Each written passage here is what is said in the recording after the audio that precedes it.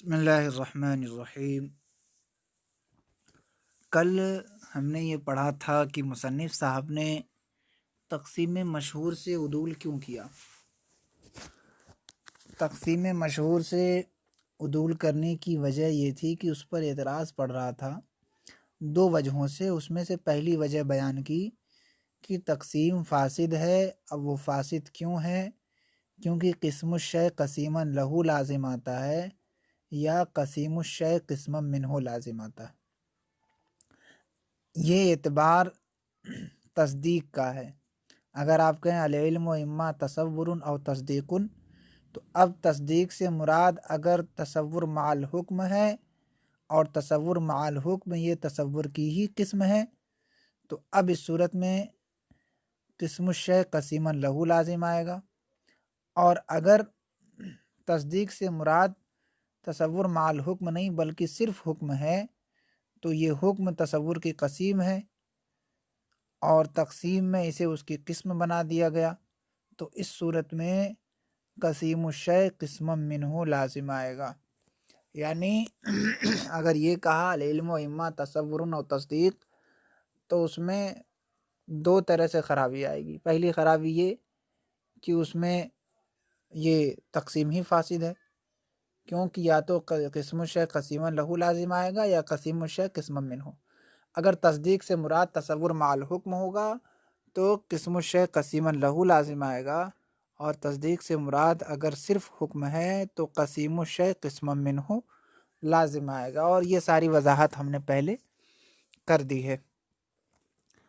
آج دوسری بات بتائیں گے۔ کہا دو وجہوں سے تقسیم دو وجہوں سے یہ تقسیم مشہور پر اعتراض پڑ رہا تھا۔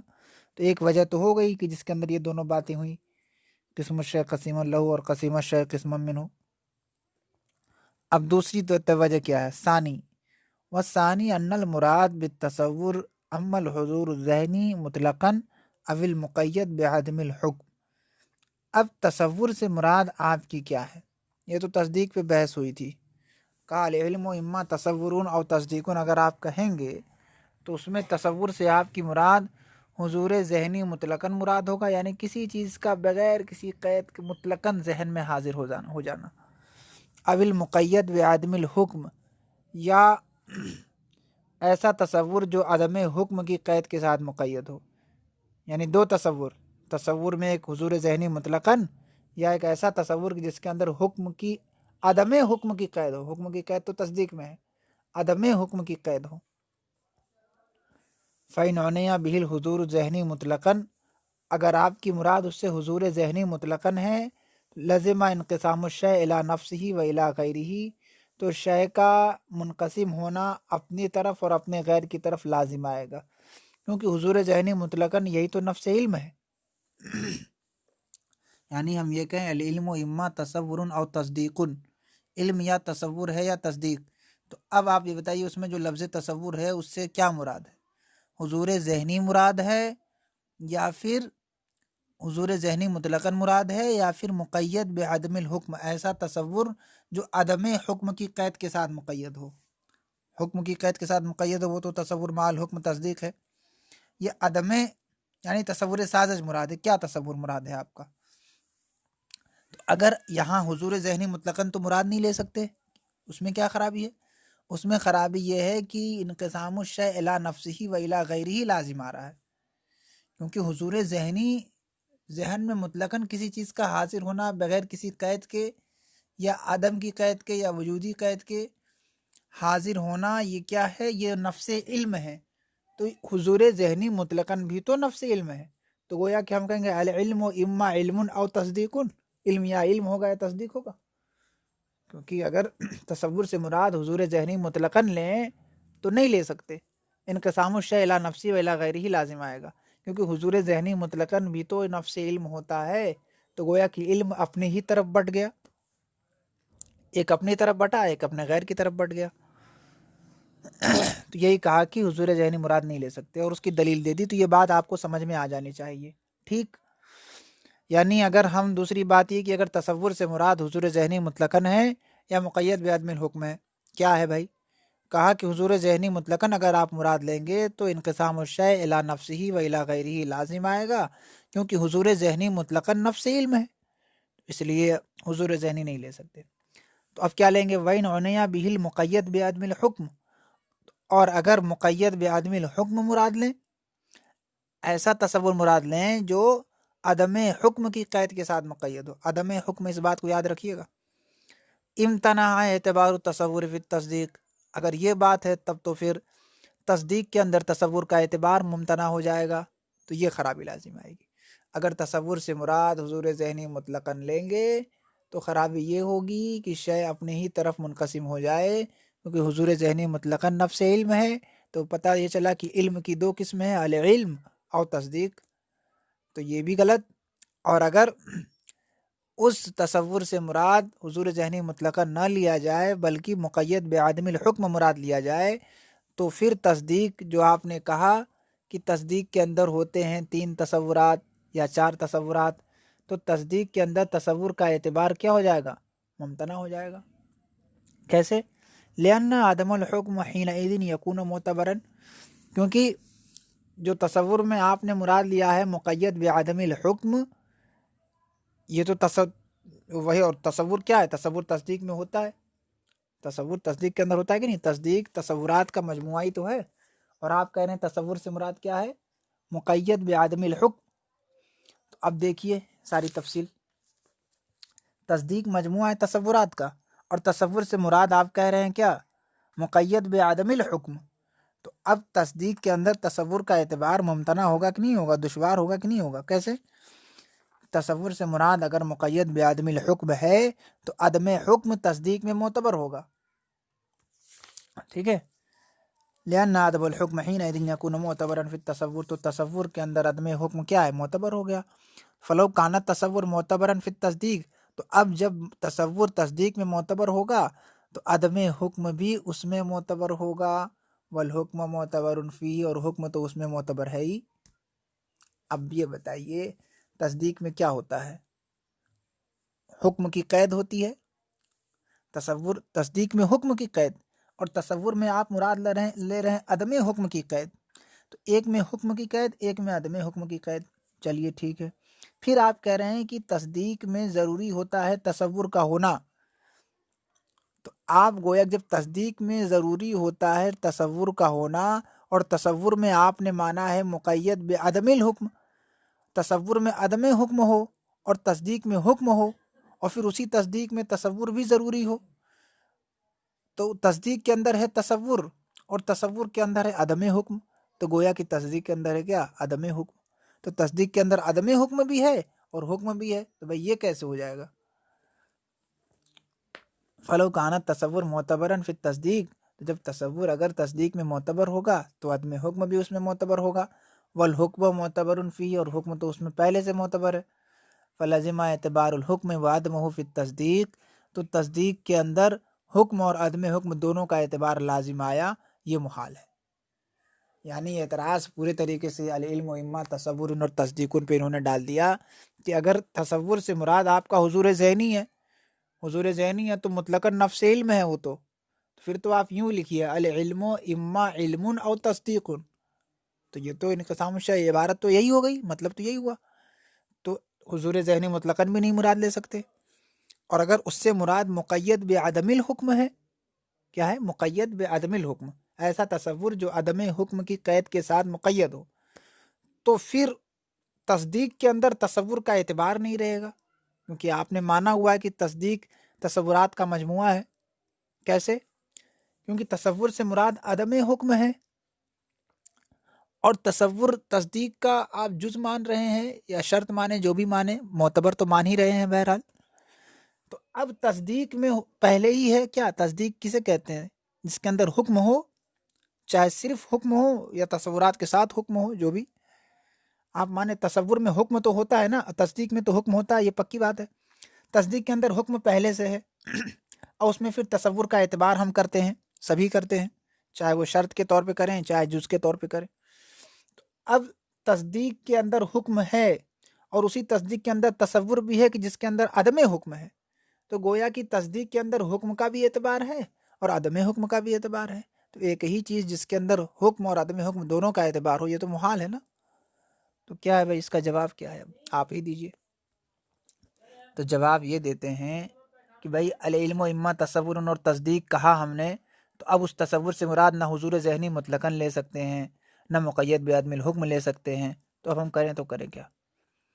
آپ نے اعتراض تو کر دیا ہر طرف سے، اور جو ہر طرف سے بلاک کر دیا مصنف صاحب نے، تو خود اس کا جواب یہ دیا کہ اس کا جواب یہ ہوگا کہ ان تصور یطلق بالاشتراک علی ما اعتبر فیہ عدم الحکم وہو تصور الساذج، کی تصور مطلقاً جیسے مشترک ہوتا ہے اس معنی پر جو معتبر ہے، جو معتبر ہے، جس کا اعتبار کیا جاتا ہے، جس کے اندر عدم حکم کیا ہوتا ہے؟ معتبر ہوتا ہے، وہ تصور ساذج ہے۔ وعلی الحضور الذہنی مطلقاً، اور حضور ذہنی مطلقاً پر بھی ہوتا ہے، کما وقعت تنبیہ علیہ، جیسا کہ اس پر تنبیہ پہلے ہو چکی، یعنی پہلے آپ اس پہ پڑھ چکے صفحہ نمبر 28 میں جو ہم نے بتایا تھا کہ مطلق تصور اور تصور فقط، جب تصور بولا جاتا ہے تو یہ دونوں چیزیں مراد ہوتی ہیں۔ تو جواب یہی دے رہے ہیں کہ تصور جیسے مطلق مشترک ہوتا ہے کس معنی پر؟ اس معنی پر جس میں عدم حکم معتبر ہے، یعنی تصور سازش پر، اسی طرح حضور ذہنی مطلقاً پر بھی بولا جاتا ہے، اس بات کو سمجھ لیجئے۔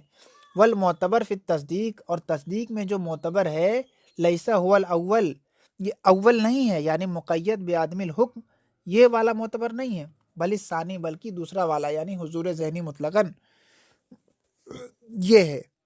اور تو حاصل کلام کیا ہوا؟ جواب تو یہ دے دیا انہوں نے کہ تصور میں مطلقاً تصور جیسے بولا جاتا ہے کس پر؟ اس تصور پر بولا جاتا ہے جس میں عدم حکم کا اعتبار ہے، یعنی تصور سازج پر۔ تو اسی طرح حضور ذہنی مطلقاً پر بولا جاتا ہے جس میں عدم حکم کا اعتبار نہیں ہے۔ تو اب تنبیہ اس پہ پہلے گزر چکی، آپ پڑھ چکے ہیں، مقید بعدم الحکم، اور مقید ایک مطلق ہے، ایک مقید بالحکم ہے، تین چیزیں ہیں۔